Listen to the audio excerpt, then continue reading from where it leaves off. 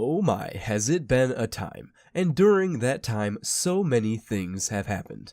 Now, I'm not planning on going in depth with every nuanced thing that occurred during my little break here, no. Instead, I'm going to give a quick rundown and some opinions on the matters at hand.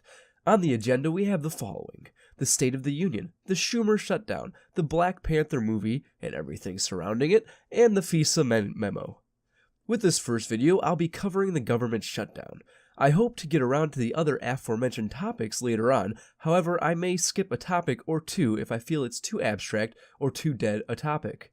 Even with the government shutdown, I know I'm a little late on the topic, but I have some thoughts and feelings I'd like to bring up. You see, I was gone in Hawaii for a nice vacation during the last 3 weeks.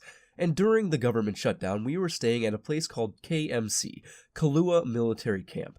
It's a military-exclusive resort that lies inside the national park for the volcano on the island of Hawaii, otherwise known as the Big Island.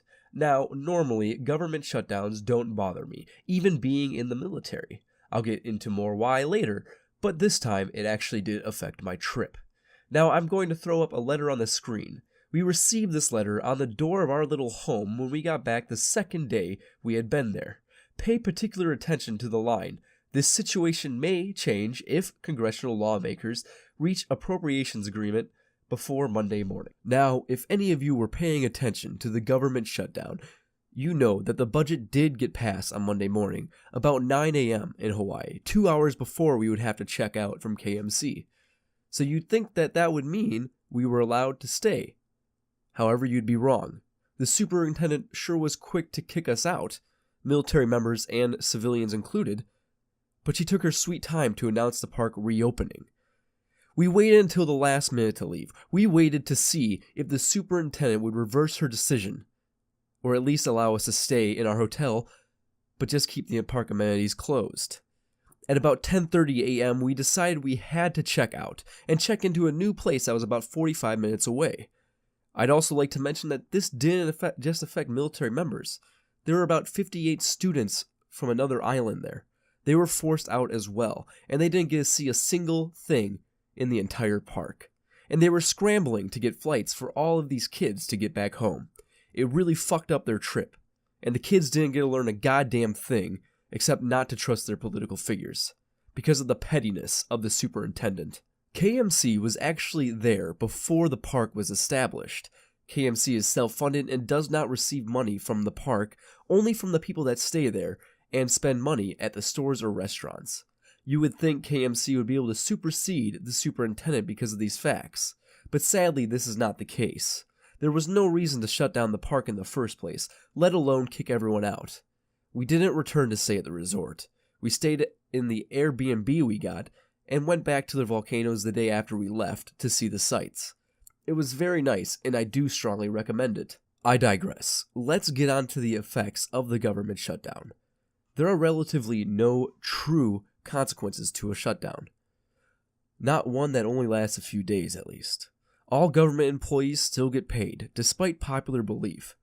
Government employees get paid on the 1st and the 15th of the month, so only if the shutdown overlaps those dates will it affect pay. However, there are plenty of workarounds to this. For example, USAA, this time around at least, offered 0% interest loans to anyone that needed the money to pay for monthly expenses. Furthermore, even if the shutdown does fall on the 1st or 15th, the employees get back pay for anything missed, so effectively nothing is lost. And with the aforementioned loan potential, there's really no effect to be had. It's more of a scare tactic, like waving around a gun and threatening to shoot people. But the gun is just a squirt gun and can do no real damage. Maybe make people wet and uncomfortable, but that's about it. But everyone seems to think the gun is real. Everyone takes the shutdown more seriously than it actually is. Now, I personally feel that a government shutdown should be more serious. It should have an actual effect.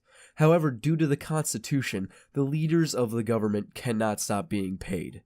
So, what could we do to make the shutdown have real tangible effects that will force our leaders to actually consider whether a shutdown is worth it or not? I propose, or wish emptily I suppose, that we take away all federal programs. Social Security, Medicare, Medicaid, and yes, welfare included. Imagine how many more people would be up in arms if these things got taken away. How many more people would point the finger of blame onto those who actually deserve it? Who would do more research to figure out who's to blame for it? Instead of Trump being the false target, eyes may turn to the true perpetrators, the Dems. One final thing, on the night of the shutdown, I was watching CNN.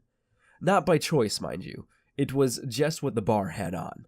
Now, I take this with a grain of salt, but I'm trusting them here because what they put on the small scrolling bar on the bottom of the screen, you know, the one that actually shows the real news while the newscasters talk about nonsense, had a piece of information that contradicted what the Dems were doing.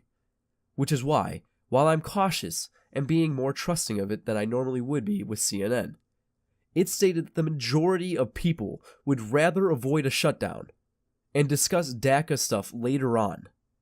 So you ask yourself, do the leaders of this party truly care about their people, or would they rather just do what they want out of pettiness and self-righteousness?